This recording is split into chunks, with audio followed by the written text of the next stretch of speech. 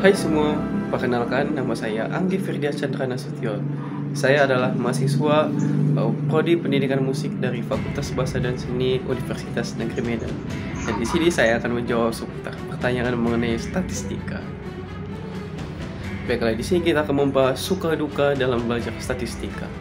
Oke, secara harfiah, kesulitan belajar itu merupakan terjemahan dari bahasa Inggris, yaitu learning disability, yang berarti ketidakmampuan belajar.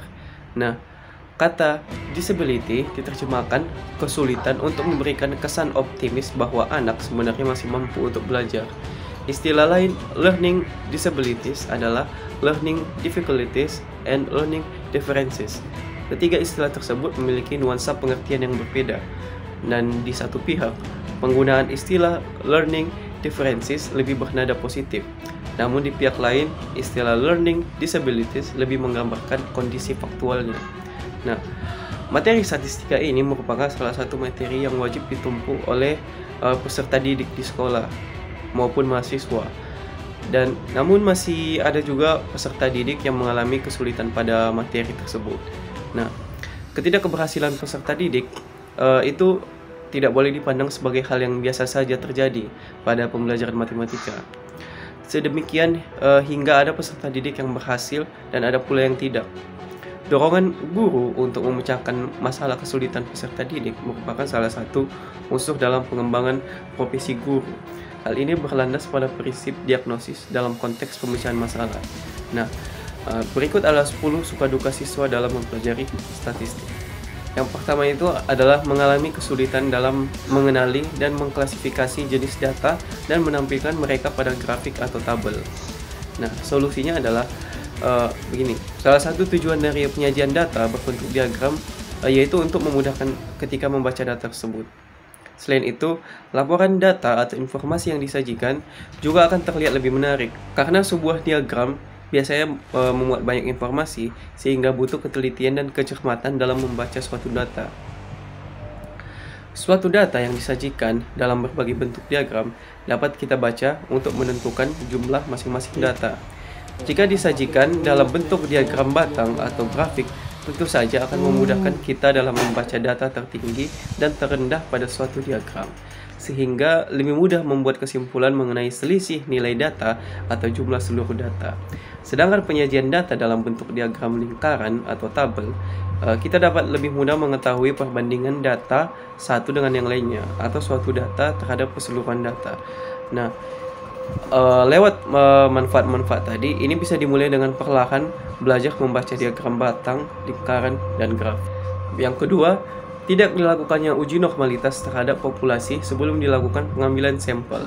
Yang dilakukan hanya uji homogenitas. Nah, solusinya itu seluruh populasi harus berdistribusi normal sebelum dilakukan pengambilan sampel. Dan untuk masalah yang ketiga, banyak mahasiswa yang masih mengalami kebingungan dalam menarik kesimpulan, menyusun bukti, memberikan alasan atau bukti terhadap kebenaran solusi.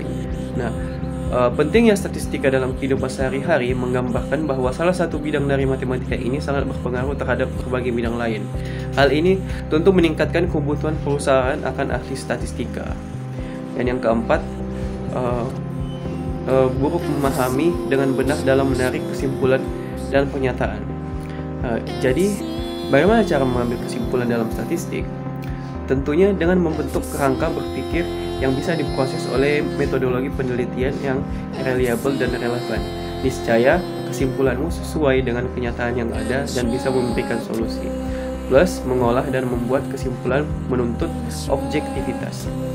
Yang kelima, kurang paham dalam memeriksa validitas argumen.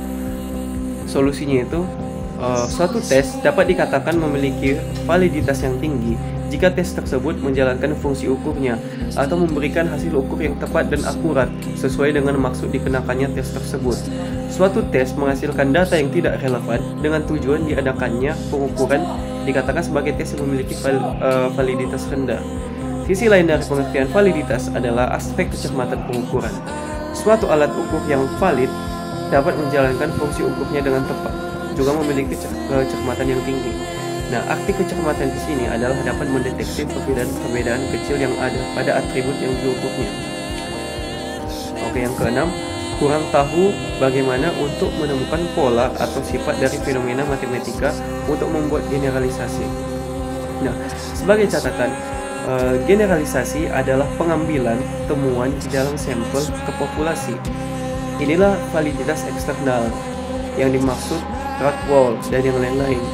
Maka populasi dalam kaitan ini didefinisikan sebagai keseluruhan objek atau subset yang menjadi sasaran akhir generalisasi. Dan untuk generalisasi wilayah atau region generalization, yaitu golongan beberapa wilayah ke dalam satu bagian wilayah dengan cara menghilangkan faktor-faktor tertentu yang dianggap kurang penting. Yang ketujuh itu, mahasiswa tidak memvalidasi instrumen penelitian sebelum melakukan penelitian. Nah, suatu penelitian dikatakan bisa diakui apabila semua instrumen yang digunakan sudah divalidasi. Yang kedelapan, kesalahan dalam membaca tabel matematika. Nah, untuk hal ini kita ikuti petunjuk cara membaca tabel matematika dari buku teks saja. Dan yang kesembilan, dalam pengambilan sampel mahasiswa sering menggunakan teknik random sampling. Namun dalam pelaksanaannya yang di random adalah kelas atau kelompok sampel.